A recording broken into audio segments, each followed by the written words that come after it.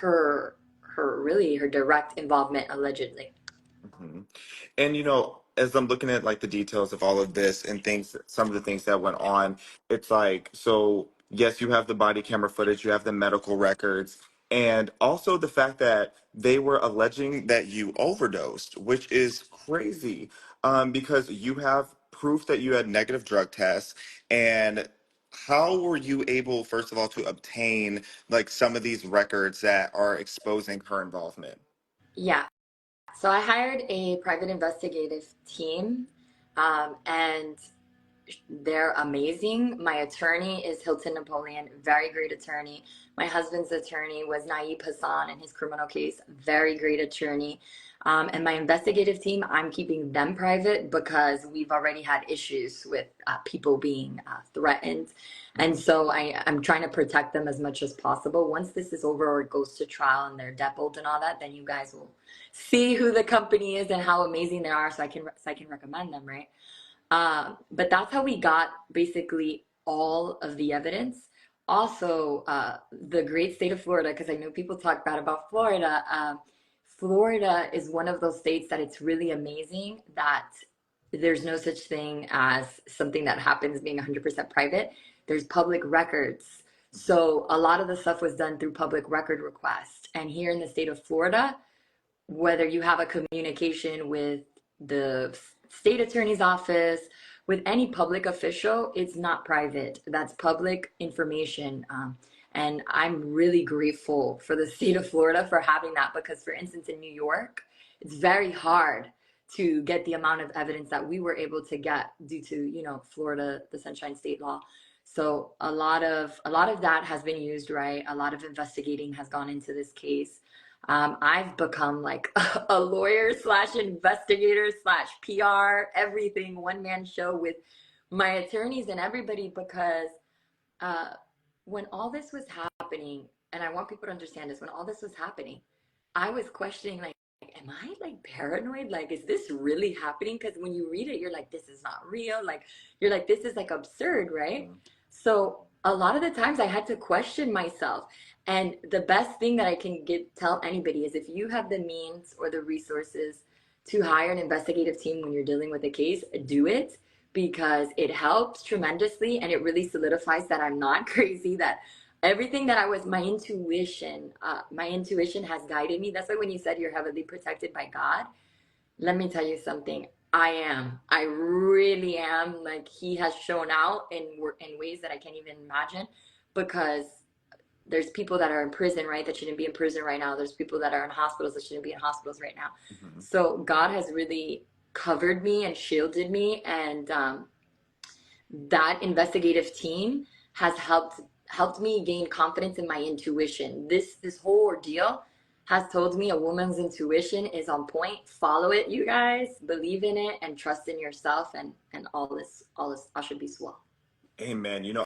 I see that they're doing a lot of the same tactics that they tend to do when they're trying to make people crash and burn. They're trying to isolate you. They're trying to gaslight you. You even dealt with the situation where allegedly an employee of probably your mother's, of Desiree Perez, pretended to be hiring you for a position with Nike, only for it to be found out that she was really just doing a psychiatric exam of you. And then that was being used to force you into this, basically a conservatorship through the Baker Act, and for them to try to get you as alone as possible. Now, as you've been speaking out more about this, my understanding is a lot of people are afraid to sit down with you. A lot of people are afraid to hear your story. Why are people afraid to interview you? Yes, that's a very good question. Number one, allegedly, right? I think people are being paid, right, a lot of money to look the other way. Rock Nation, my mother Desiree Perez, all these law firms, Quinn and Emanuel, Reed Smith, they have a lot of money and connections and resources. So allegedly, right, my suspicion with that is, I'm certain, allegedly, that certain people are getting paid. I think people are afraid because what is happening? Censorship is happening. So they're misusing copyright infringement laws. And with Twitter, what I'm learning, because I wasn't into the social media thing until I had to advocate for myself, is that Twitter, when you do certain reports or whatever on a post to protect themselves from being liable, they automatically like take down the post until further investigation. So, and this is not alleged, like I have receipts for this. So they hired Reed Smith, and they made an email that's called takedown Reed Smith takedowns at gmail.com, something like that. And it literally lists the reported the copyright owner as Desiree Perez. And so with the NBC6 News story, when I posted it and people were reposting it, and DJ Academics posted it and Drake liked it and it was getting its traction, immediately they reported DJ Academics for copyright infringement. They were able, Twitter, you know, because of that feature, automatically took it down. And then they're doing that because they don't expect like a DJ Academics or like one of your fans or supporters to challenge the report, to go back and forth on email. Because what I'm hearing from a lot of bloggers is, oh, when you challenge it, they make you put your name, your address, your information. So people are scared. They're like, well, I don't want Reed Smith or Desiree Perez to know my address or where I live. If she hired investigators with guns to follow her daughter, like, what makes you think I'm off limits? So people are scared of that, and I don't blame them. And so they don't know. It's an abuse because, first of all, you should know this better than I do. You should be able to repost a news story like that. There's nothing wrong with reposting an NBC6 South Florida news story. And what's really sad about it, the reason why NBC, they weren't able to get it off of NBC's Instagram, is because I'm the owner of the photo. Like, I have the iPhone proof.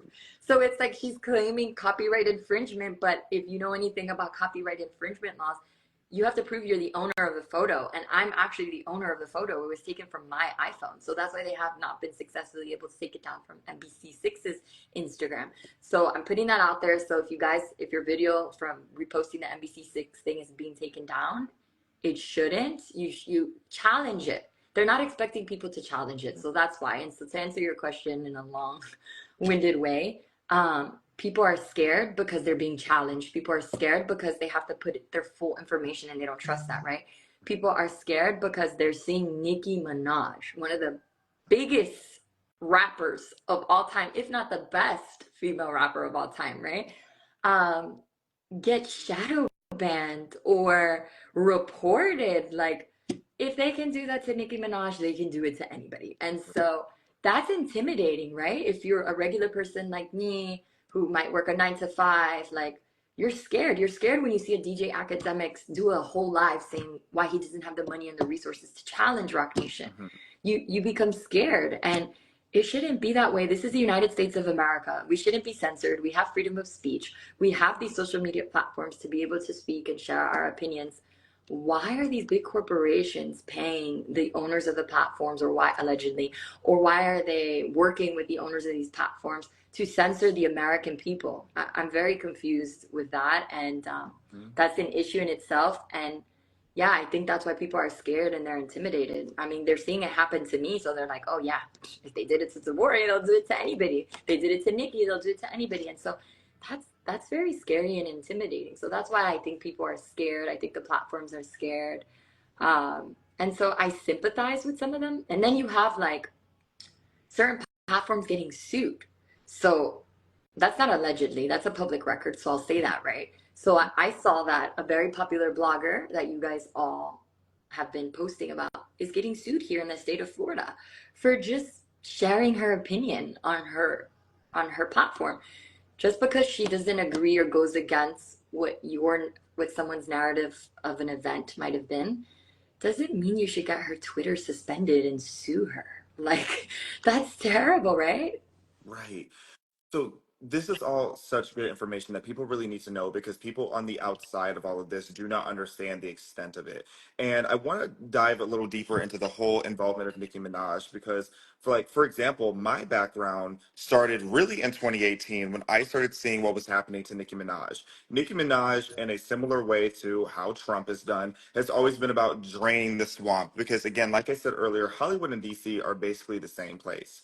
And it's never just you have one enemy. You're going up against corporate giants and machines. So Nicki, it's been Nicki against the streaming companies, it's been Nicki against the Grammys, it's been Nicki against Billboard, it's been her against all these different people. And because she continues to bring things to light, she has more and more enemies that are on her. There's been an insane amount of effort for like 10 years to tear her down. So to see her speak up for your situation, it makes me have a lot of questions. Why is it that Nicki Minaj is so invested in what's happening to you? So I know I haven't spoken to her, by the way, so I'm gonna put that on the record. I have not been in direct contact with her. Would love to. Would love to. I think she's standing up for me because she has been through some trauma and Mhm. some abuse with Rock Nation, with Desiree Perez, with other individuals. Mhm. What I can say about that is I've witnessed and heard a lot of things. Again, is hearsay, right? So it doesn't even matter. And that's why I'm not even going to go into detail with that. If I have the opportunity to speak with Nicki, would love to connect with her on that. But I've kind of seen, just like you firsthand, how they've kind of, not kind of, they've abused her. They've abused of her platform. They abused of her talent.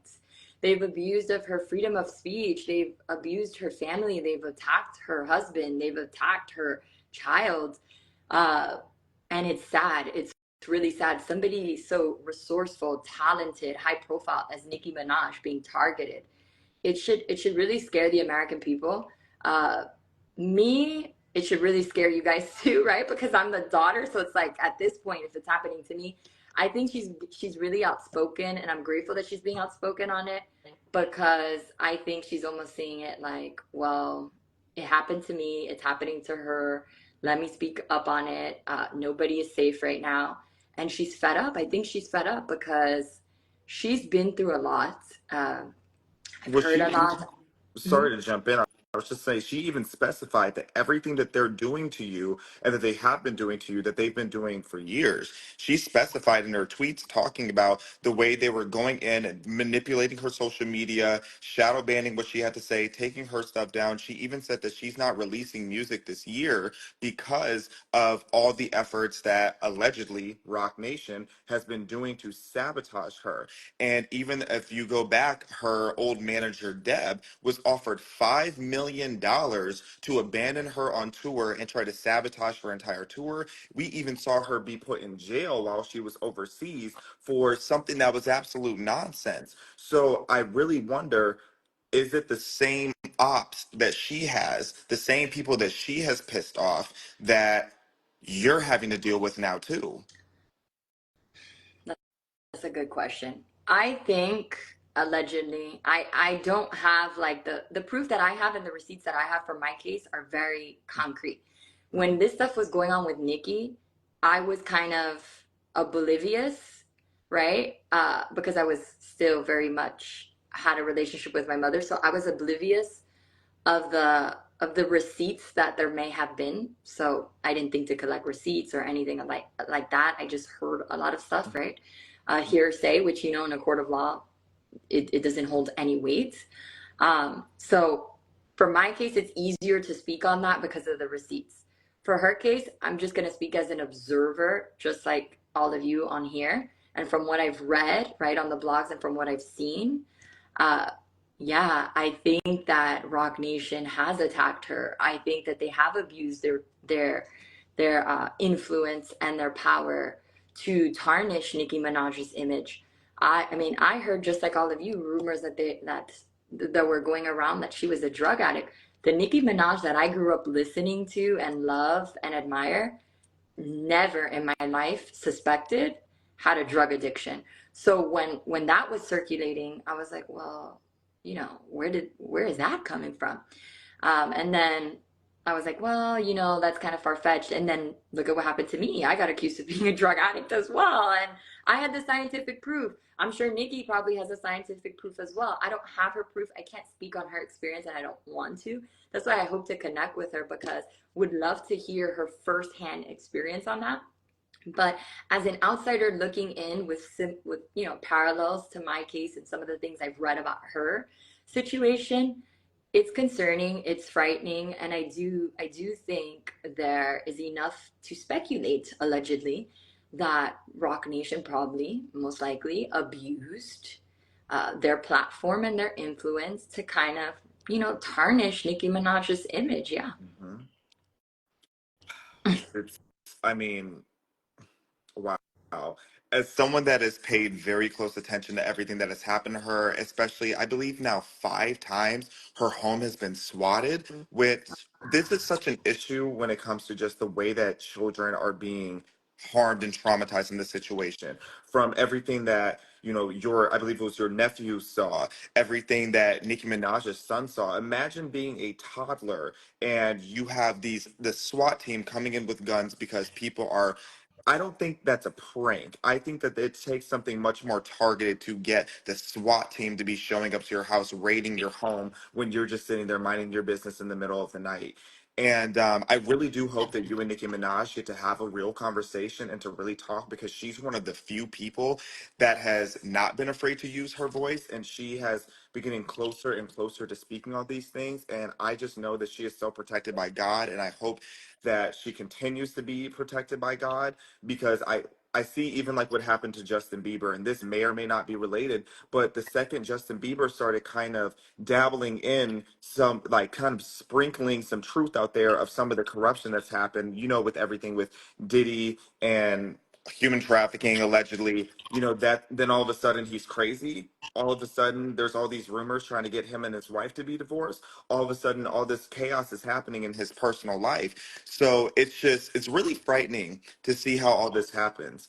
I want to ask just a bit more broadly, what are some of the tactics that Rock Nation allegedly uses to silence people? I can't speak on. I know that there's a lot of people that have messaged me with similar experiences or have shared stories of other celebrities. I can't speak on I don't know Justin Bieber, but I am a fan of Justin Bieber as well. But I don't know anything about Justin Bieber. Sending prayers and healing his way, because I do see like his images all over being portrayed in a negative way. So sending light to Justin Bieber, sending light to any celebrity that's going through anything uh, that may not be true, or I don't know. I can't speak on his experience. I can speak on my experience of the tactics that were used in my case and my husband's case. Yeah. So, hiring of men with no license, no security licenses or private investigation license. So essentially hiring grown men in the street to carry guns and follow us, right? We have body worn camera of that. My husband was followed. I mean, he owns a landscaping company here in Miami. We have normal lives. To hire somebody to follow him with a gun and show up to all of his clients' properties and commercial contracts and just watch and like follow, like in a way that he had to actually call the police, because he was like, if I get out or try to defend myself, then I'm gonna look like the crazy angry black man, right? And I feel like that was done intentionally to provoke him to have a reaction, and that could have been a deadly situation, right? And so he had to call the police, and the police did their due diligence. We have body worn camera of that guy saying he was hired by Desiree Perez, and then he's in a group chat with some people who are licensed investigators from CTS Research Inc., some people who were hired from PHLANX here in Miami. It's a private investigation company. That have their licenses saying that that they all were hired by Desiree Perez, and then people like Raymond Gonzalez, who was living across the street from the house that my mother rented with no licenses, following me, taking pictures. Those are some of the tactics that they did. You know Having a lawyer show up. So if I'm sure you're aware, when a witness or an alleged victim of a case is going to go to the state attorney's office to give a statement, to essentially testify, they keep those appointments very private for the victim or the witness's Hmm. safety. I'm sure you're aware of that, right? Hmm. To send a lawyer to where I was going, how did she know the time that I was supposed to testify? How did she know about the meeting? me hearing her say that she's my attorney when she's not, it became a whole situation. You'll read it in the amended complaint. We could talk more about it on Monday. Laura Gatz from Reed Smith, that's who she was. To send her with a private investigator who followed me to the courthouse, walked out, followed me inside to the state attorney's office to intimidate me. For what, right? Doing things like contacting your friends in the higher ranks of the Miami-Dade Police Department, putting in calls to tell police to act on a stay-away order that was in place to have my husband arrested for coming home to feed the cat when I had life skills. So it's like those type of tactics, manipulating the system, lying, calling in a 911 call and saying that I'm being abducted so that they show up at the farm and arrest my husband quicker because you just want him in jail so bad. You know, emails, we have email proof of an attorney named Brett Schwartz giving her the idea, hey, let's have her committed so she can't testify. So to silence me so I can't tell the judge no, none of these allegations are true. So those are just a few of the tactics that have been done in my case that I can speak on. And then I think the biggest parallel that I'm seeing with my case and other people's cases is the censorship, right? So shadow banning me, not reporting bloggers who are posting it. I think yesterday we were in trending number 20 from what I saw from Pedro's Twitter, that, you know, justice for Dem was trending, and then out of nowhere it disappeared. I'm How did that happen? Like, that's concerning, right? I don't understand how that happens. And then parallels of injustices with cases where we have email proof of law firms calling state attorneys and basically trying to influence them to press charges on my husband. Why is Quinn and Emmanuel and Alex Shapiro getting involved in a misdemeanor alleged DV case in Miami? What's the point of that? And so I'm seeing parallels with how my husband's case was handled. I'm seeing parallels with that from what I'm reading allegedly with the Tory Lanez situation. And then now you're bringing up points about Nicki. I didn't even know that the SWAT team went to Nicki Minaj's house. This is the first time I'm hearing this. So I think that's concerning, because to get the SWAT, you have to have, just like my husband, you had to have probable cause to make an arrest, and they didn't have it, but they got it done. If the SWAT is being sent to Nicki Minaj's house, they have to have a warrant and some type of probable cause. So I don't understand how those things are happening. And it's concerning. And all I can speak on is my husband's experience and my experience, and read and hear what you're saying and what other people are sharing, and make my own individual parallels, right? Allegedly. And it's concerning. It is. So I definitely want to get more into the Tory Lane situation as well as Jay-Z. But first, I have to whack Brett Schwartz really quick. So Brett Schwartz is the attorney for your mother, Desiree Perez, who again is the CEO of Rock Nation, for those of you who are joining in. And I just want to run through this list a little bit of just some of the things that you were able to catch. I don't even believe I have to say allegedly for any of this, so correct me if I'm wrong.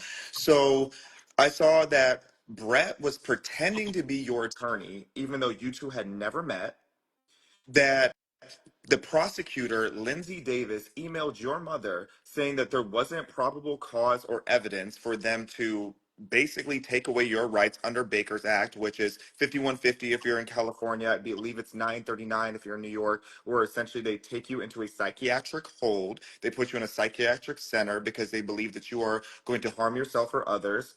That this attorney was so sloppy that he accidentally BCC'd, so he blind copied the state's attorney's office when they were having the discourse about how they were going to screw you over with no evidence, so that you were able to access this information. They also, and how they're trying to charge your husband, a landscaper and former paralegal with no ties in the Hollywood space at all or into any of this human trafficking mess, but they are trying to frame him as being this abductor. Then also that Brett Schwartz, that there's emails from Brett Schwartz to your mother, Desiree Perez, saying that maybe if we hire a brainwashing expert, we can have her committed. Yes. So let that sink in, because I think the people are like, what in the, yeah, I know. So it sounds crazy, but this is not alleged. So this is public Right. record. Like, we have the evidence. So this is not fake. So, and I'm going to correct you on one thing that it's going to mind blow you. So those emails, so Brett Schwartz not only identified himself falsely to the state attorney's office as being my lawyer, but it was in the case against my husband. So, yes. Oh, So he not only did he do that, he filed a notice to appear on behalf of Demoree and me, which when you file a notice, that's like you're solidifying you're somebody's attorney. That's on the court docket. This is public record, people. You can look at, you can look it up. You can look it up. It's there. And he was emailing, by the way, I've never met this man in my life, never spoken to him, nothing. He's emailing the prosecutor, Lindsay Davis, identifying himself as my lawyer and basically trying to persuade Lindsay Davis to press charges on Javon for misdemeanor DV. And she responds to him in that email and says, I have reviewed everything that you and Desiree have submitted. There's no probable cause to make an arrest on Javon Hadley. There's no probable cause. And he goes as far as in saying, well, he forgets and he blind copies. He forgets that he blind copied the state. And then he has like conversations with my mom where they're like, okay, well, if we don't have proof of that, can Lindsay Davis push back Javon's hearing to where the state decides if they're going to press charges? Can they push it back on edge? He says, okay, I'll back. She pushes back the hearing, knowing that they're not going to press charges. And their tactic behind that was because Brett says, brainwashing expert, and we're going to try to we're going to see the state attorney's office human trafficking division, and we're going to try to see if we can get him for felony human trafficking and DV with no evidence. I mean, you have a prosecutor saying we don't even have evidence for a misdemeanor DV. So why are you trying to do that? So that was the purpose and the intent of the Baker Act and the Marchman Act and the guardianship. They were like, well, if there's no evidence that we can get him arrested for misdemeanor DV, well, let's have her committed. Let's have her as being this crazy lunatic and, get her sent away so then we can try to charge him with something else and maybe it'll stick. And this is all on email. Like they were so silly enough to like forget that the state attorney's office was blind copied. And it's really chilling when you read it because they're basically coming up with a master plan to separate my husband and I and falsely imprison us. And it's all on email. Yeah. we're gonna have to. We're definitely gonna No, talk more about that in the long form. I have so many questions and so much to say. I know. Wow. Okay. Um, Yeah. I'm really just like beside myself right now. Yeah. I want to talk about everything or I shouldn't say everything, but some of what's going on with this whole Tory Lane situation. And, and for those who are not familiar, and if you're not familiar, you're lucky because I'm so sick of hearing about it. This whole situation where Tory Lanez allegedly shot Meg Thee Stallion 5 years ago, and now Tory Lanez is in jail. Now, Tory Lanez has claimed that your mother, Desiree Perez, assisted Meg Thee Stallion in giving police statements during his 2020 shooting case. Now, there is increasingly more evidence that is coming out that says that Tory Lanez likely was not the person who shot Meg Thee Stallion. So I'm just curious, do you have any perspective on that case or the potential of Roc Nation's involvement? Yes. So I wasn't there, right? So I will never say, Megan Thee Stallion's lying or Tory Lanez is lying. I'm not here to say that, and I'll never say that because I wasn't there. We weren't there that night. We don't know. But what I will say from what I've read, from what is being reported, and you know what? I'm gonna actually cite the Shade Room. I'm gonna cite TMZ since they're not giving me a platform, so I'm gonna cite them. I actually read through their reporting, so through the Shade Room and TMZ about the Tory Lanez situation, and then I also saw the press conference that his lawyers did, I think a few weeks ago, and then I saw the representative from Florida here. I think what's her name, Paulina. I don't know her name. Do you know her name? Anna Paulina Luna? Anna Paulina Luna. Um, you know, kind of like speaking out on that case. And so I was listening just like a regular observer and listener and reading and all of that. Uh, I don't know, right? If somebody's innocent or guilty. I don't think that's the question that we should really be asking, in my opinion.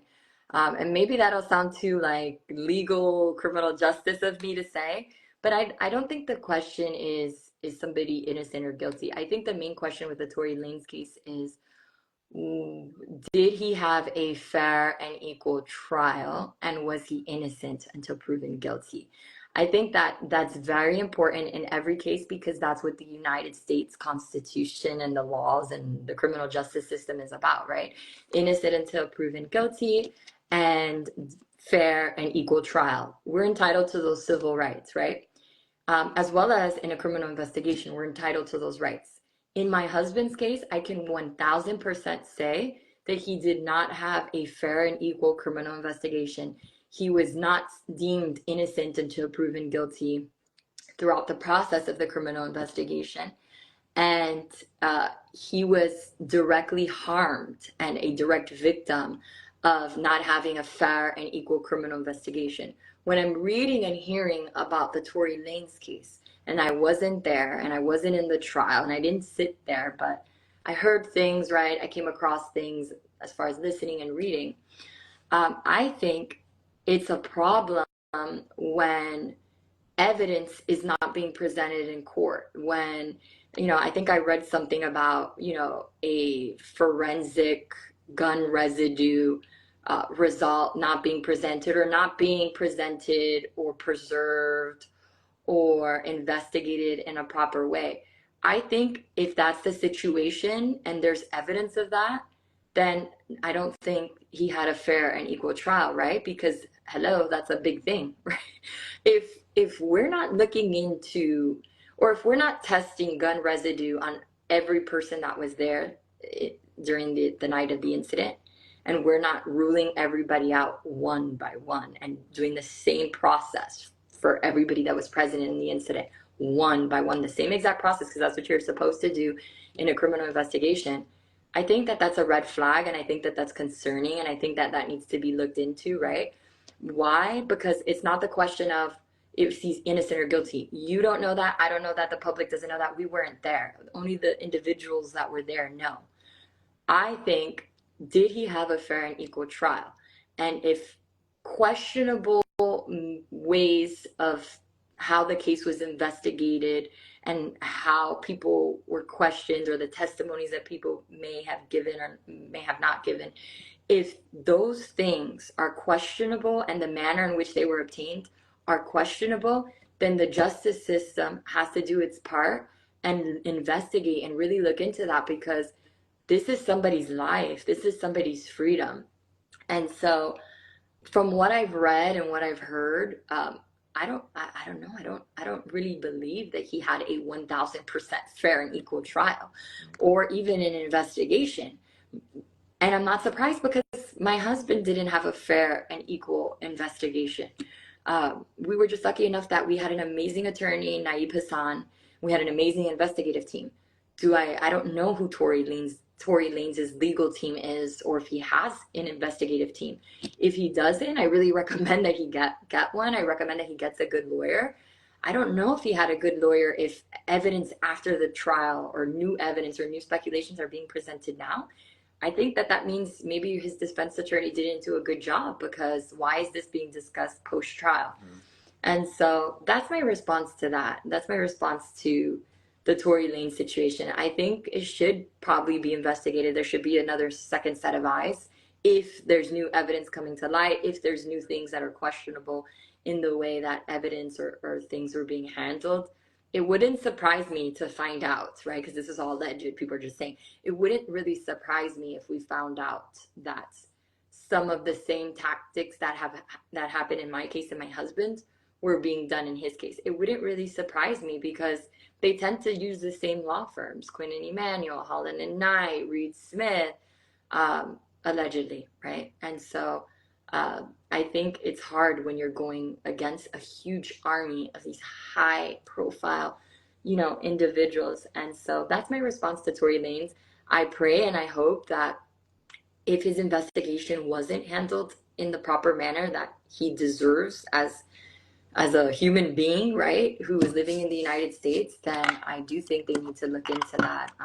And I'm not saying that for views or clouds or whatever, because I do not condone domestic violence. I do not condone violence against Black women or women in general.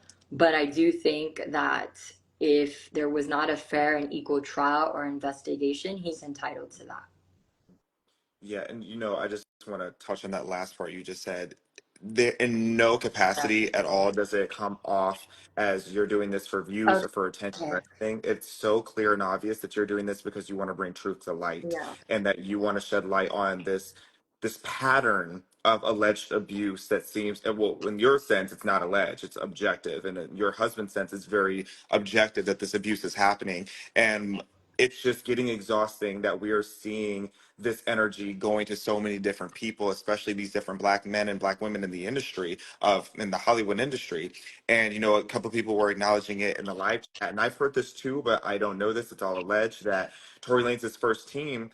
It's alleged that they had a back end deal with Rock Nation. Rock Nation seems to continue to be this common factor whenever you see people not getting due justice, because it doesn't make sense that Kelsey, who was also in the vehicle when Meg Thee Stallion was shot, that Kelsey gets an immunity deal right off the rip and then pleads the fifth. That's suspicious. That's weird. And then you have the fact that Meg Thee Stallion, she admitted to lying to the police while she was there. She also lied to Gayle King and admitted that she lied to Gayle King. She's continuously lied. And I just don't think that there has been enough effort being put into making sure that Tory's side of all of this has been put out there. And it was even, they talked about years ago, I remember the bankrolling from Rock Nation to do a smear campaign against Tory Lanez to make him seem like he was this awful person and this awful culprit and everything. And I just find it all very, very concerning. And I do know that Tory has a new team now, and I know Gianno Caldwell. I want to shout out him because he's doing a lot of work to try to bring more of this truth to the light. And I'm just very, very hopeful that Rock Nation will, at the very least, be investigated, because it is becoming increasingly apparent that they allegedly have connections and are swinging their money and their influence around to all these different sectors so that they can cover up narratives, cover up the truth. And for my audience that's political, this is the same thing that we're seeing in DC. We have seen so many times, like, for example, the Hunter Biden laptop situation, how there was so much money and effort that Zuckerberg now admits was put into covering up that whole situation. So all of this is connected, no matter if you're someone that's fascinated by the pop culture or the political side. This is all dangerous. And it shows that these powerful people are working together to manipulate the truth. And that is just against the Constitution. And that's just against the ethos of what America stands for. And now, Demora, I want to ask you another question. Is there anything that we should know about Jay-Z? Mm. You know what's crazy? I think I got asked that question one time. I actually don't know. All the things that I know about him or been privy to or surrounded, I'm gonna be 100% honest. I've never in the personal circle that I was involved, family and all that.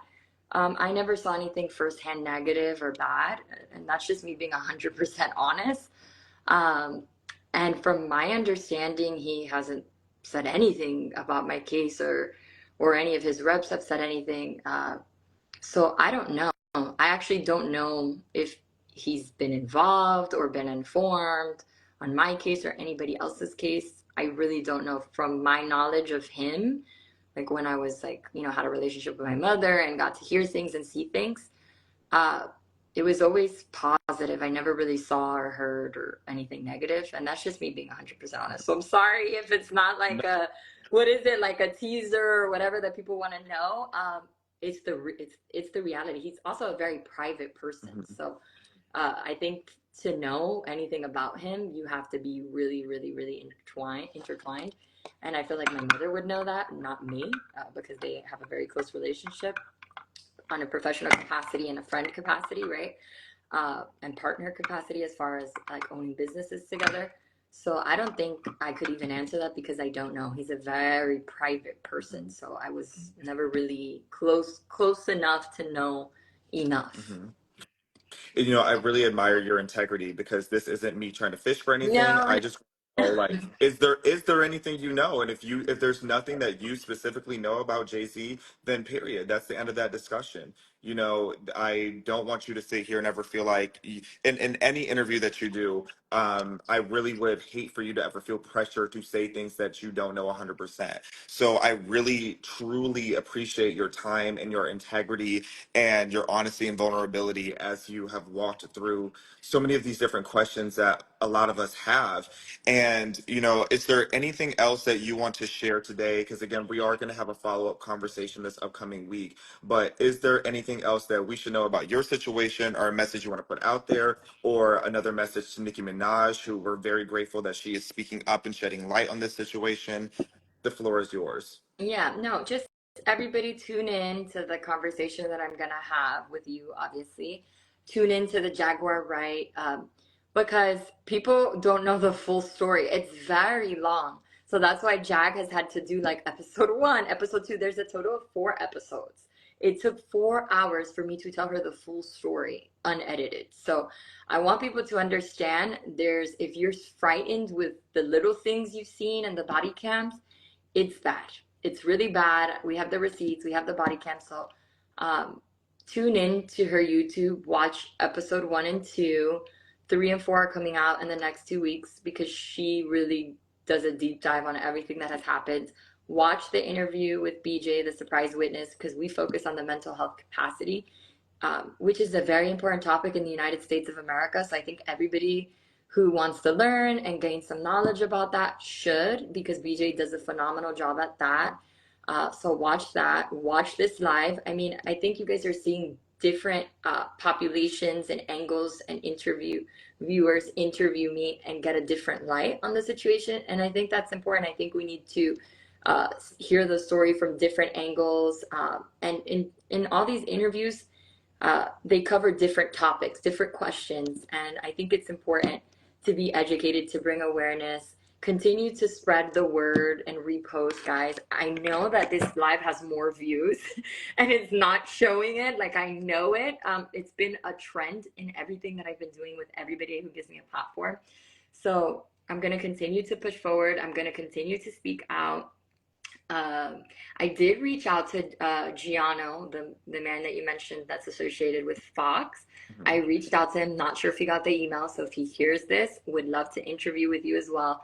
If Nikki's team hears this, would love to interview with her because I would love to hear from her what her experiences were. I'm pretty sure we have parallels and patterns. Would love the platform if it's offered to me, obviously, but grateful for what she's done already because it takes a lot of courage to start a hashtag. Never in my life would I ever thought that Nicki Minaj would do a hashtag or even like acknowledge me. So I'm grateful for that because it does take a lot of courage. I'm grateful to you because I know this comes with a lot of heat, and I know that I know that you could get attacked. I know that BJ could get attacked. I know that Jaguar could get attacked. And so I'm just grateful for all of you guys for giving me the platform, allowing me to speak and not being afraid. And what you said is the most important thing.